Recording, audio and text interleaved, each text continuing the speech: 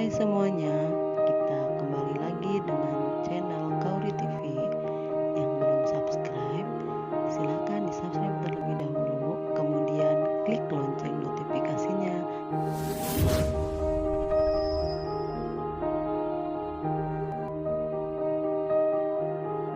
Inilah kisah Kenshin, seorang pemuda kaya yang menyamar kerja sebagai cleaning service.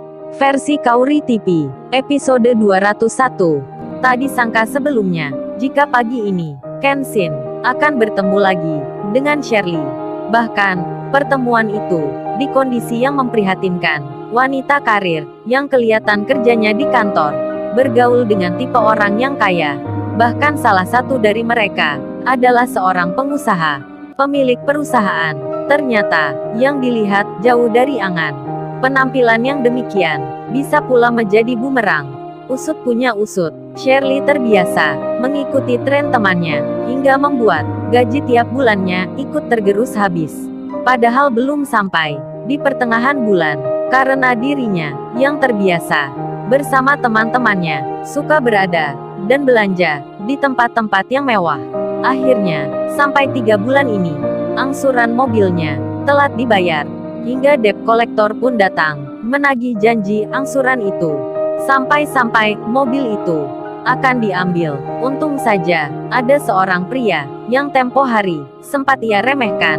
Kenshin yang kebetulan lewat, kini membuatnya sadar akan sederhananya orang yang disebut yang bos itu. Hanya naik sepeda, berkaos biasa, tanpa aksesoris yang mewah. Shirley yang melihat dari jauh, Kenshin yang sudah tak nampak lagi ditelan keramaian, menghilang di antara banyaknya orang. Ia pun mengambil pelajaran akan makna hidup yang sebenarnya. Kenshin sendiri bersama Iwan saat ini terus melajukan sepedanya. Ia berada di jalan raya di lajur paling kiri. Karena hari ini memang bukan hari Minggu yang pada umumnya banyak orang yang bersepeda. Jadinya, Kenshin dan Iwan yang memakai sepeda itu nampak terlihat sekali. Karena di sekitar mereka, kebanyakan kendaraan, baik motor maupun roda 4, yang lagi berangkat ke tempat kerja. Termasuk, Sirena Larazati, yang di pagi itu, baru saja, berangkat dari rumahnya, dengan menaiki mobilnya sendiri. Sirena itu, melewati jalan yang biasa. Rena yang belum 1 minggu bekerja ini, Yudis pun, tak mengetahui pula, jika wanita yang dianggapnya kekasih itu, kini, malah ada di tempat yang lain, membantu memperbaiki perusahaan yang sebelumnya mengalami masalah. Sirena saat ini, yang ada di mobilnya, melaju dengan perlahan, karena di depannya ada sedikit kemacetan, entah ini kebetulan ataupun sudah digariskan.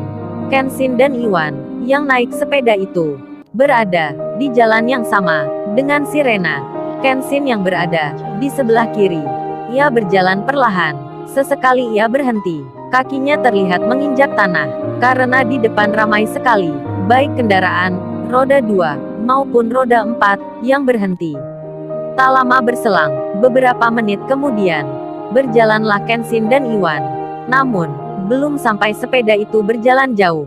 Lagi-lagi, karena waktu yang terbatas, detik dan menit yang berakhir, lampu merah pun menyala lagi, membuat mereka jadi terhenti. Untuk kedua kalinya, di saat itu, ada sebuah mobil datang dari belakang, berjalannya pelan, lalu berhenti, menunggu lampu merah pula.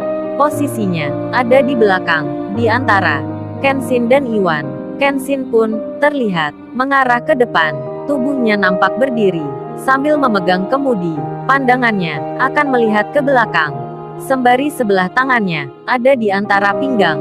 Kenshin itu mungkin tak menyangka jika ada wanita yang di belakangnya mengenal dirinya. Detik-detik waktu berjalan, kebisingan suara amat terdengar.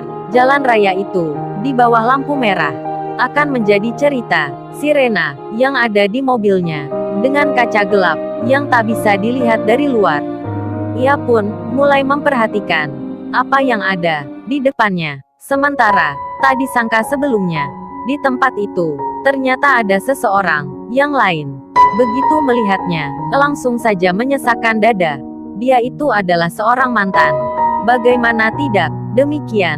Di sampingnya saat itu, Tak terpikir sebelumnya, mimpi pun tak ada tandanya.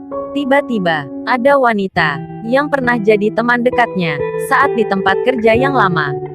Terlihat saat ini, wanita itu berboncengan dengan seorang pria, dan lebih sakit lagi, perempuan itu berpose romantis, memeluk lelaki yang bersamanya di atas sepeda motor. Sambil melihat Iwan, ia pun menyapa dengan santainya, seolah tak segan ataupun merasa tak enak hati. Wanita itu bicara, "Hei, ini Iwan." Iya, si Iwan pun mendengarnya. Ia juga melihatnya, lalu dirinya menjawab, "Iya, ini saya." Sambil wajahnya menunjukkan tanda yang tak ceria.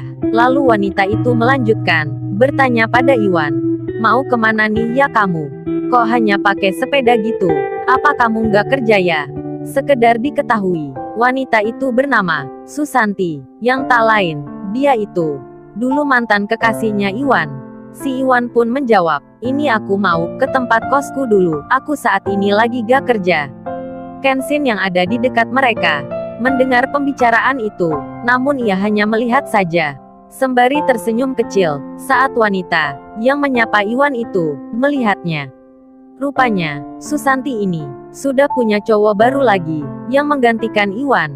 Iwan pun tak pernah bercerita pada Kenshin tentang masalah ini, karena hubungan mereka sudah berakhir setahun yang lalu. Kemudian, sebelum lampu menyala hijau, Susanti itu bertanya, "Oh iya, terus gimana ya, kabar motor butut yang kamu punya itu?